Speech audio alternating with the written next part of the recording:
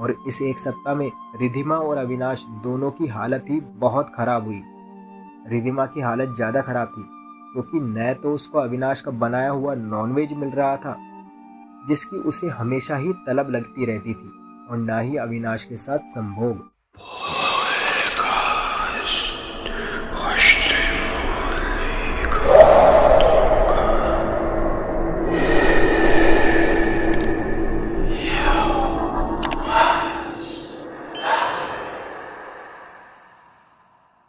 नमस्कार दोस्तों, स्वागत है आपका कहो कहानी यूट्यूब चैनल पर। आप सुन रहे हैं एक अनोखी कहानी मेरे साथ। आज की कहानी होने को तो एक काल्पनिक कहानी है, पर मुझे उम्मीद है कि आपको पसंद जरूर आएगी। बिना देरी किए मैं कहानी शुरू करता हूँ। ये कहानी अविनाश से शुरू होती है। अविनाश राजस्थान के दौसा जिले का रहने वाला था।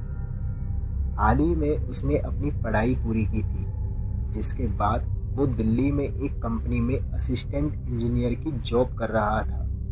अविनाश को कॉलेज के दिनों से ही नई नई डिशेस बनाने का और खाने का बड़ा शौक था, और ज़्यादातर वो नॉनवेज ही बनाया करता था कि अविनाश को नॉनवेज खाने का बहुत ज़्यादा शौक था। कॉलेज की पढ़ाई के बाद जब वो दिल्ली आया तो यहाँ आकर उसने सोचा क्यों ना इंजीनियर की नौकरी के साथ साथ अपने शौक को भी प्रोफेशन बनाया जाए। तो उसने एक फूड ब्लॉगिंग यूट्यूब चैनल बनाया। वो जगह जगह जाता और वहाँ की फेमस डिशेस पर वीडियो बनाता, पर उसकी लगभग सभी वीडियोस नॉनवेज खाने पर ही होती थी। अविनाश को नॉनवेज खाने का बहुत ज़्यादा शौक लग चुका था। वो रोज ही नई नई नॉनवेज डिशेस बनाता और उनके वीडियो को अपने चैनल पर डालता। देखते ही देखते उसका यूट्यूब चैनल काफ़ी चलने लगा था और उसकी ठीक ठाक कमाई भी होने लगी थी। तो उसने अपनी इंजीनियर की जॉब को भी छोड़ दिया। वो अब पूरी तरह से अपने शौक को ही अपना प्रोफेशन बना चुका था। अविनाश अब अलग अलग तरह के मांस पर रिसर्च भी करने लगा था और अलग अलग जानवरों के, पक्षियों के और यहाँ तक कि कीड़ों के मांस को भी पकाता था और उनके वीडियोस भी अपलोड करता था और उनका मांस खुद खाता भी था। उसने धीरे धीरे अलग अलग जगहों पर जाकर दूसरों की डिशेस पर वीडियो बनाना बंद कर दिया था। अब वो खुद की बनाई हुई डिशेस पर ही वीडियोस बनाता था। उसके चैनल का नाम भी अब अविनाश फूड ब्लॉगिंग से शेफ अविनाश हो चुका था। पर ऐसा नहीं है कि अविनाश बहुत ज़्यादा मांस खाने की वजह से काफ़ी मोटा हो चुका था। वो डेली जिम भी जाता था, जिसकी वजह से उसका बदन काफ़ी कसा हुआ और सुडौल था। दिखने में भी वो बहुत आकर्षक था। शायद ये भी वजह थी कि उसका चैनल काफ़ी पॉपुलर था। अविनाश दिल्ली में जिस कॉलोनी में रहता था, उसी कॉलोनी में उसके घर से 2 घर छोड़ के एक डॉक्टर का घर था। उस डॉक्टर का नाम था रिधिमा। रिधिमा शादीशुदा थी। उसके पति स्टेशन मास्टर की नौकरी करते थे। पति का नाम दिलीप था और दिलीप का ट्रांसफ़र हाल ही में वाराणसी हो गया था। रिधिमा अब अपने घर में अकेली ही रहती थी। एक रात लगभग 10 बजे अविनाश अपने घर पर एक डिश बना रहा था कि तभी अचानक उसके किचन में जाने कहां से एक काली बिल्ली आ गई, जिसको देखकर वो चौंक गया और उसके हाथ से एक कांच का मग नीचे गिरकर टूट गया। अविनाश ने आनन फानन में उस बिल्ली को भगाना चाहा ताकि कहीं वो उसकी डिश का सामान खराब ना कर दे। इसलिए वो फर्श की ओर ध्यान दिए बिना ही बिल्ली की तरफ बढ़ा और फर्श पर पड़ा एक कांच का टुकड़ा उसके पांव में जाने कैसे घुस गया, जिससे वो लड़खड़ा गया और किचन में ही धड़ाम से गिरा और गिरते वक्त उसका सर दरवाजे से जोर से टकराया, जिसकी वजह से उसके सर से खून निकलने लगा। खून काफ़ी बह रहा था, इसलिए उसने डॉक्टर के पास जाने का सोचा और बाहर खड़ी अपनी कार की तरफ लड़खड़ाते हुए बढ़ा, पर खून ज़्यादा बह जाने की वजह से वो कार के पास ही गिर गया। रिधिमा अपनी बालकनी में खड़ी थी। उसने अविनाश को गिरते हुए देख लिया था। वो फौरन अपने घर से उसके पास गई। इसके बाद रिधिमा ने जैसे तैसे अविनाश को अपने घर पर ले आई। घर आकर उसने अविनाश को अपने कमरे में लेटाया और उसके घावों पर पट्टी की।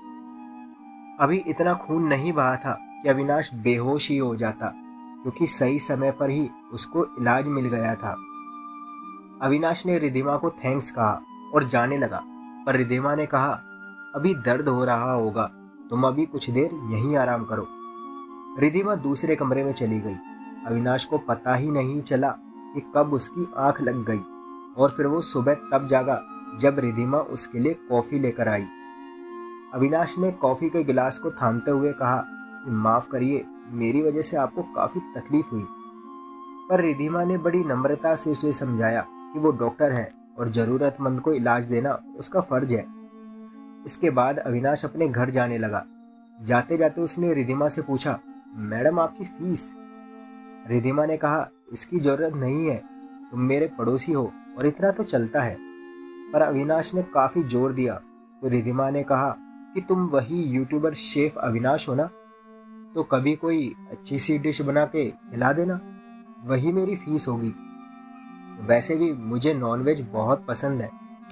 अविनाश ने मुस्कुराकर हाँ कहा और अपने घर आ गया। अगले दिन शाम को जब रिधिमा हॉस्पिटल से घर आई तो उसके 2 घंटे बाद अविनाश उसके घर गया। हाथ में एक टिफिन बॉक्स था। रिधिमा ने अविनाश को दरवाजे पर देखा तो उसको अंदर ले आई। फिर अविनाश ने कहा, आपकी फीस मैडम, और वो टिफिन आगे कर दिया। रिधिमा ने हंसते हुए कहा, ओह तुमको याद था। रिधिमा ने टिफिन खोला और डिश की एक बाइट खाई और कहा, बहुत टेस्टी है, क्या है ये? अविनाश ने बताया, ये रोगन जोश है, एक कश्मीरी नॉनवेज डिश। इसके बाद रिधिमा और अविनाश ने काफ़ी बातें की और रिधिमा ने अकेले ही पूरा टिफिन साफ कर दिया। दोनों ने अपना मोबाइल नंबर भी एक्सचेंज कर लिया था। रिधिमा और अविनाश दोनों ही अकेले रहते थे और दोनों ही अपने परिवार से दूर भी थे, इसलिए दोनों की जिंदगी में ही अकेलापन था और इस अकेलेपन में दोनों को एक दूसरे का साथ मिल गया था। रिधिमा की उम्र तकरीबन 34 साल की थी, पर वो दिखने में बहुत खूबसूरत थी। उसका बदन भी काफ़ी सुडौल था। वहीं अविनाश अभी 22 साल का था। दोनों के बीच दोस्ती हुई और ये दोस्ती कब उन दोनों को इतने नज़दीक ले आई कि कब उनके बीच एक अफेयर की शुरुआत हो गई, ये उन्हें पता ही नहीं चला। उनको मिलते हुए 1 हफ्ता हो चुका था। एक शाम अविनाश रिधिमा के घर गया। उसके हाथ में हमेशा की तरह वही टिफिन था। रिधिमा अविनाश के साथ बातें करते हुए वो डिश खाने लगी। वो डिश कुछ कुरकुरी सी थी। रिधिमा ने पूछा कि आज किसका कत्ल करके लाए हो जनाब? अविनाश ने कहा, ये टिड्डे हैं। रिधिमा ने कहा, टिड्डे? वो क्या होते हैं? अविनाश ने समझाया, तुमने कभी न्यूज में नहीं सुना क्या कि टिड्डी दल का हमला हुआ है और पूरी फसल चट कर गए? रिधिमा अब भी नहीं समझी तो अविनाश ने उसको अपने मोबाइल में टिड्डों की फोटो दिखाई। रिधिमा ने कहा, छी, क्या क्या खिलाते रहते हो तुम? और वो पास रखी प्लेट में ही थूकने लगी। अविनाश हंसते हुए बोला, यार इसमें क्या हो गया? अगर इसकी जगह किसी मुर्गे या बकरे का मांस होता तो वो भी तो तुम आराम से खाती ही ना। और तुमको बता दूं कि अब तक मैं तुमको हिरन, झींगा मछली, केचुए का मांस भी खिला चुका हूँ। रिधिमा चौंक गई। अविनाश ने कहा, घबराओ मत, ऐसा कुछ नहीं था कि जो जहरीला हो। बाकी मुझे यकीन है कि तुमने इतनी स्वादिष्ट डिशेस आज तक नहीं खाई होगी। रिधिमा ने उसकी बात पर सहमति जताई। फिर अविनाश ने वो ही टिड्डे वाली डिश रिधिमा के आगे कर दी और रिधिमा मुस्कुराते हुए वो डिश खाने लगी।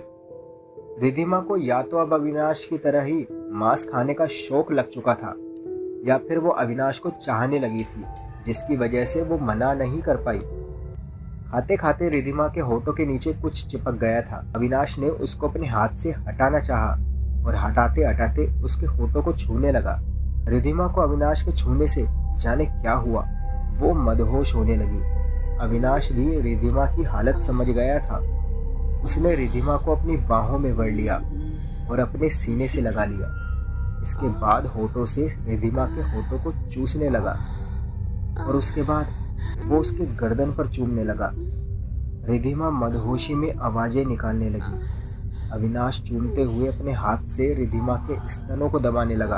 अविनाश का एक एक स्पर्श रिधिमा को और ज्यादा मदहोश कर रहा था। अविनाश ने रिधिमा का ब्लाउज खोल दिया और उसके स्तनों को मसलने लगा। इसके बाद रिधिमा ने अविनाश की शर्ट उतार दी। अविनाश ने रिधिमा के बदन को चूमते हुए ही उसके अंदरूनी कपड़े और साड़ी को भी रिधिमा के शरीर से उतार दिया था। रिधिमा का शरीर बहुत सुडौल था, उसके स्तन बाहर लिए हुए थे और कमर पतली थी। अविनाश खुद को रोक नहीं पाया और रिधिमा के बदन को मुंह में भरने लगा। थोड़ी देर बाद दोनों का खुद पर कंट्रोल ही नहीं रहा और वो बेडरूम में चले गए और दोनों संभोग करने लगे। रिधिमा कभी अविनाश के ऊपर होती तो कभी अविनाश रिधिमा के ऊपर। दोनों ने लगभग 4 घंटे तक और हर तरह से संभोग किया। इसके बाद दोनों सो गए। अगली सुबह रिधिमा हॉस्पिटल चली गई और अविनाश अपने घर आ गया।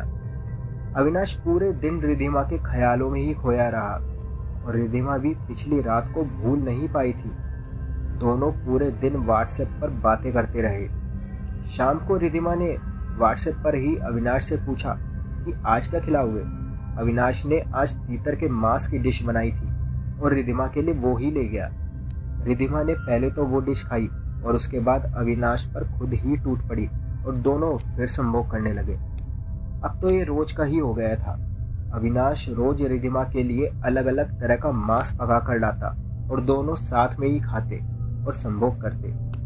रिधिमा ने अब हॉस्पिटल से जल्दी आना शुरू कर दिया था। वो अब अपने पति दिलीप से भी फोन पर बहुत कम बातें करती थी। यही हाल अविनाश का भी था। वो भी बस रिधिमा के ख्यालों में ही खोया रहता था और वो भी अब अपने काम पर ध्यान नहीं दे पाता था।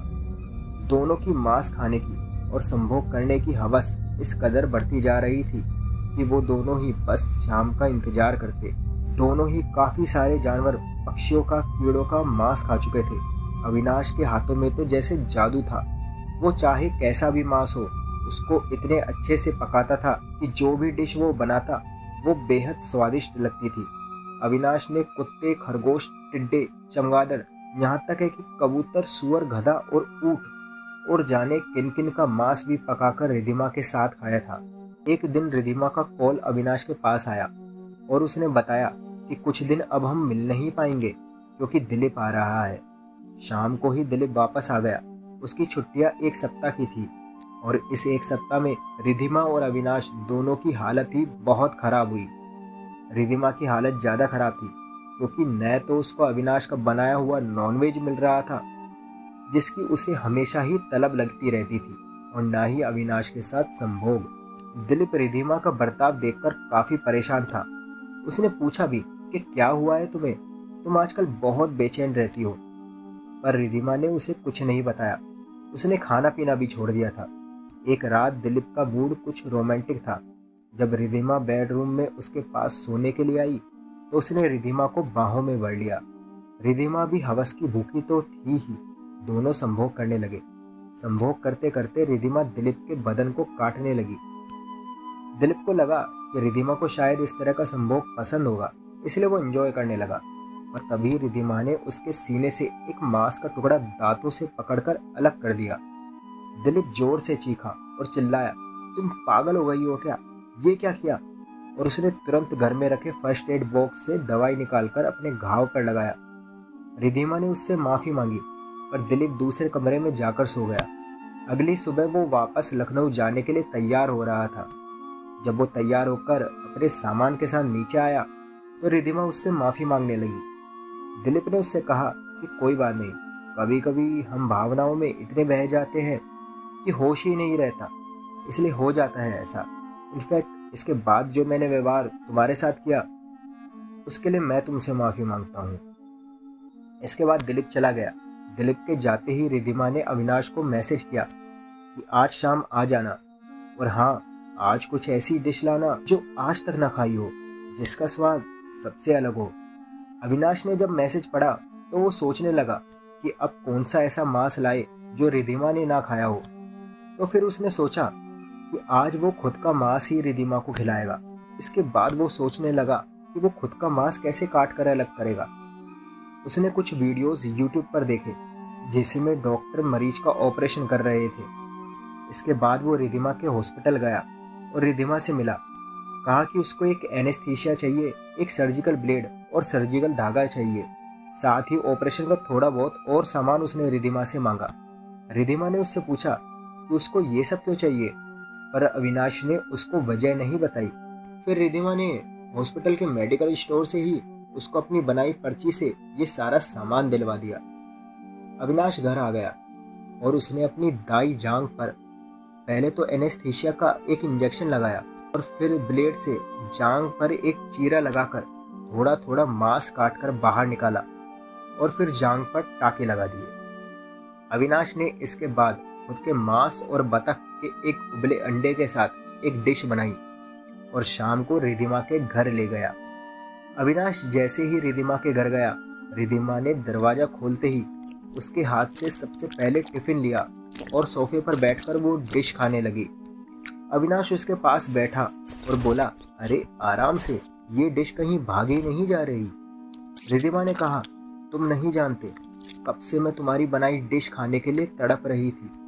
अविनाश ने पूछा, तुम मुझसे प्यार करती हो या फिर मेरे बनाए खाने से? रिधिमा ने जवाब दिया, तुमसे करती हूँ, इसलिए तो तुम्हारे बनाए हुए खाने के अलावा मुझे अब और कुछ खाने का मन ही नहीं करता। वैसे इस डिश में आज किसका मांस है? अविनाश शक पकाते हुए बोला, ये बतख के अंडे से बनाई है। रिधिमा ने कहा, हाँ वो मुझे दिख रहा है, पर इसमें जो मीट डाला है वो किस जानवर का है?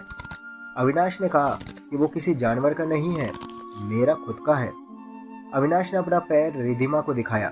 रिधिमा को खुद से घिन आने लगी क्योंकि उसने एक इंसान का मांस खाया था। उसने चिल्लाकर अविनाश को चले जाने को कहा। उस दिन के बाद 2 दिन तक दोनों के बीच कोई बात नहीं हुई, पर इन 2 दिनों में रिधिमा को रह रहकर अविनाश की उस दिन की बनाई हुई डिश का स्वाद याद आता और उसे अविनाश का मांस खाने की तलब सी लगती। आखिर उसने अविनाश को मैसेज किया कि प्लीज शाम को आ जाओ और वही डिश फिर से बना कर लाना। अविनाश ने वही किया। उसने अपने दूसरे पांव की जांघ से थोड़ा सा मांस निकाला और एक अलग डिश बनाई और रिधिमा के लिए ले गया। रिधिमा तो जैसे उसका मांस खाने का इंतजार ही कर रही थी। अविनाश के आते ही उसने अविनाश के हाथ से टिफिन लिया और वो डिश खाने लगी। इसके बाद उसने अविनाश की तरफ प्यार भरी नज़रों से देखा और फिर उसकी गोद में बैठ गई। फिर अब वो अविनाश को चूमने लगी और फिर दोनों संभोग करने लगे। अगले दिन अविनाश ने खुद का मांस न ले जाकर बकरे के मीट की एक डिश बनाई और रिधिमा के लिए ले गया। वहीं रिधिमा ने भी इस बार अविनाश के लिए कुछ पकाया था। अविनाश जब रिधिमा के घर आया तो रिधिमा ने उसको खुद की बनाई हुई डिश खिलाई जो अविनाश को बहुत ज़्यादा स्वादिष्ट लगी। उसने पूछा, इसमें किसका मांस है? आज तक मैंने ऐसा मांस कभी नहीं खाया। रिधिमा ने अपना पाँव दिखाया। अविनाश ने रिधिमा को समझाया कि फिर कभी ऐसा ना करे क्योंकि रिधिमा को वो जरा भी तकलीफ में नहीं देख सकता। रिधिमा ने भी यही बात कही कि वो भी अविनाश को तकलीफ में नहीं देख सकती। अविनाश ने रिधिमा को खुद की बनाई हुई डिश खिलानी चाहिए, पर रिधिमा के गले से वो खाना नहीं उतरा क्योंकि उसको तो अब वो ही इंसानी मांस जो चाहिए था। अविनाश उस रात कुछ देर बाद ही खुद के घर चला गया।